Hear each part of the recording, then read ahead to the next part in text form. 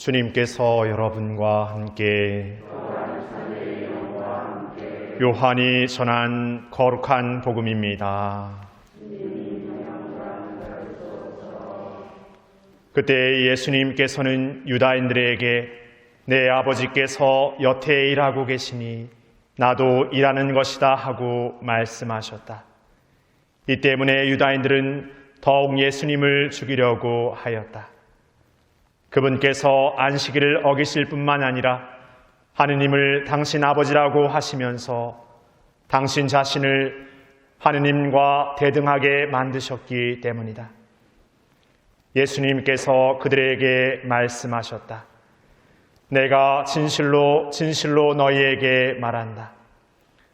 아버지께서 하시는 것을 보지 않고서 아들이 스스로 할 수 있는 것은 하나도 없다.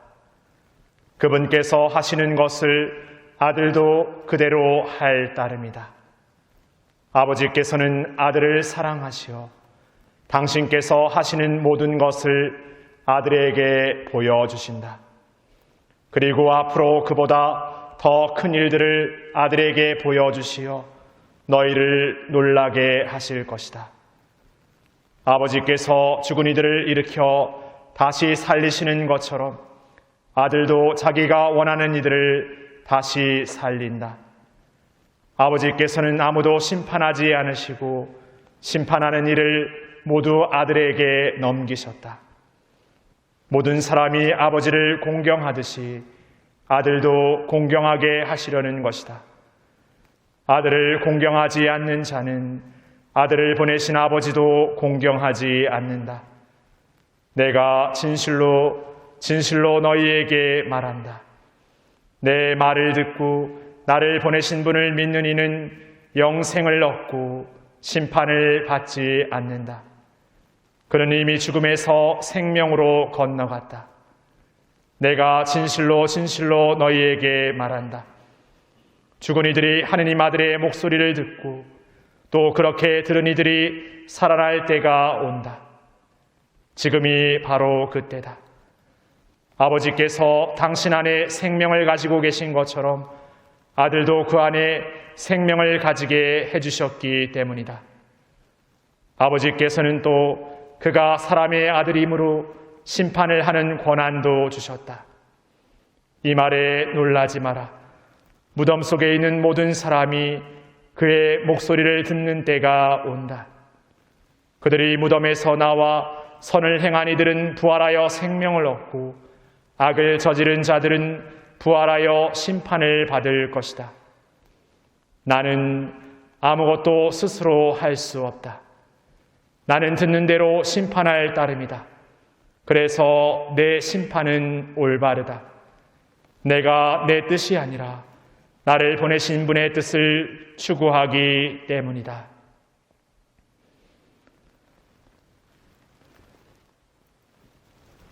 주님의 말씀입니다.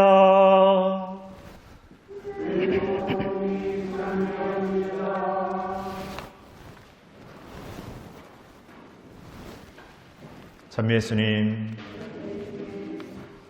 오늘 비가 온다고 했는데 비가 오지 않고 그러니까 굉장히 습한 저녁인 것 같습니다. 그래서 목소리도 이렇게 습한 기운에 이렇게 나왔다 안 나왔다 이렇게 답답할 때 뭐 막 말하기 막 이렇게 싫은데 말해야 될 때 그때 막 속상한데 또 어떤 한편에서는 이렇게 복음을 읽다 보면 신비로운 순간을 만날 때가 있는데 저는 아무렇지 않게 이게 대충 발음한 것 같은데 어떤 때는 정말 명확하게 이렇게 발음되어질 때가 있거든요. 그래서 그런 거 생각하면 아, 이게 내가 하는 게 아니구나 이런 생각을 좀 하게 됩니다. 무슨 말을 하려다가 그랬는데 오늘 복음을 보면 그 유다인들이 그 하느님과 예수님의 관계 안에서 그 예수님의 존재를 이렇게 흠집내려는 모습의 어떤 그런 말들을 하게 됩니다. 유다인들이 예수님을 볼 때 가장 먼저 예수님을 이렇게 흠집내는 것 중에 하나는 예수님을 하느님을 모독하는 사람이다. 그리고 하느님을 자신과 대등하게 이렇게 여기는 사람이다. 여러 가지로 이렇게 말을 합니다. 그런데 사실 막상 이 유다인들이 하는 말들은 너무나 옳습니다. 아니, 옳다 못해서 예수님의 존재는 이들이 얘기하는 것 이상인 것이죠. 그러니까 사실 유다인들이 예수님을 흠집내려고 할 때는 자신들이 알고 있는 것뿐만이 아니라 알지 못하는 것, 있지도 않은 것을 과장하면서 흠집내기 마련입니다. 우리가 누군가를 흠집내거나 누군가의 흉을 볼 때 그 사람이 있는 그대로를 가지고 흉을 보지는 않습니다. 어떤 면에서는 과장하고 어떤 면에서는 거짓도 조금 붙여서 조금 누군가가 들었을 때도 그 사람의 흠결이 너무나 뭔가 못마땅하게 여겨지게끔 우리가 얘기하고 하죠. 그런 것처럼 유다인들도 사람들에게 예수님을 이야기할 때 자신들이 알아왔던 예수님의 모습뿐만이 아니라 또 자신들이 생각하는 예수님의 모습에 더 과장하여 예수님을 얘기하고 있습니다. 어떻게 보면 사실하고는 조금 다른 예수님의 모습을 이야기하는 것 같지만 아이러닉하게도 오늘 유다인들이 얘기하고 있는 그 모습, 것을 넘어서는 예수님이시라는 거죠. 그러니까 우리가 신앙 안에서도 하느님을 우리의 생각과 기준 안에서 나에게 필요한 정도의 어떤 하느님, 나에게 필요한 어떤 존재의 예수님으로 가둬둘 때가 있습니다. 그러니까 내가 생각하고 계획하는 어떤 것을 그 길로 어떤 무언가가 이루어지거나 그것이 이렇게 주어져야 하느님이 나에게 있구나라고 말하는 것이죠. 만약 그렇지 못할 때 하느님이 나에게 계신가? 의심하기도 하고 때로는 하느님이 없는 것처럼 행동하기 마련입니다. 신앙인이라고 말하면서도 더 인간적인 나의 어떤 이기심에 가득 차서 사람들과 관계를 맺기 일쑤이죠. 그러나 오늘 복음 말미에 이런 얘기가 나오죠. 여인이 자기 젖먹이를 어떻게 해줄 수 있냐고. 하느님이 자신에게서 나온 우리를 어떻게 해줄 수 있겠습니까?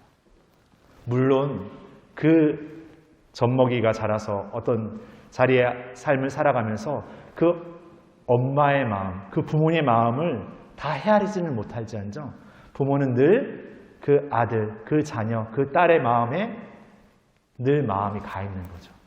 함께하는 어떤 물리적으로 이렇게 같이 있지 않는다 하더라도 늘 그 마음 안에 있는 거죠. 하느님께서 우리라는 존재를 당신의 모상으로 이 세상에 내셨다라고 신앙은 우리에게 가르쳐 줍니다. 우리는 서로를 바라보면서 하느님이 이 세상에 내어놓은 그분의 자녀, 그분의 아들, 그분의 딸을 서로 마주하고 있는 것이죠. 그런데 우리는 서로를 그런 귀한 존재, 그런 선한 존재, 그런 복된 존재로 바라보기보다 어떻게 하면 그 관계 안에서 나를 더 드러낼까? 아니면 어떻게 하면 그 관계 안에서 내가 더 뭔가 더 많은 것을 차지할까? 그러면서 뭔가 나보다 상대가 무언가를 더 가졌을 때 시기하게 되고 질투하게 되고 흠집내려 드는 마음에 더 그런 마음이 들 때가 있는 것이죠. 그런 우리가 하느님을 믿고 살아간다는 것은 다시금 우리의 삶의 모습을 찬찬히 잘 들여다볼 필요가 있습니다. 그냥 성당에 나가서 아니면 어떤 신앙의 어떤 특정한 시간에만 메어지는 신앙생활의 전부가 아니라 우리의 삶의 순간순간들에서 나는 진짜 신앙을 살고 있는가? 신앙을 산다라는 것은 그 믿음을 고백하고 있고 내가 하느님과 늘 함께 있는 존재라는 것, 하느님께서 늘 우리 안에 계시다는 것을 끊임없이 되새기는 사람들이죠. 우리가 24시간 밥도 안 먹고 막 기도만 할 수도 없지 않습니까? 24시간 잠도 안 자면서 미사만 드릴 수는 없습니다. 그것만이 신앙의 전부는 아닐 것입니다. 그러나 우리는 일을 하면서도 그렇고 잠을 자면서도 늘 그분 안에 있음, 내가 하느님 안에 살아가고 있음을 기억하면서 내가 무엇을 하든 하느님과 함께하는 존재로서의 삶을 끊임없이 살아간다는 것을 기억하면서 매일매일 살아보면 좋겠습니다.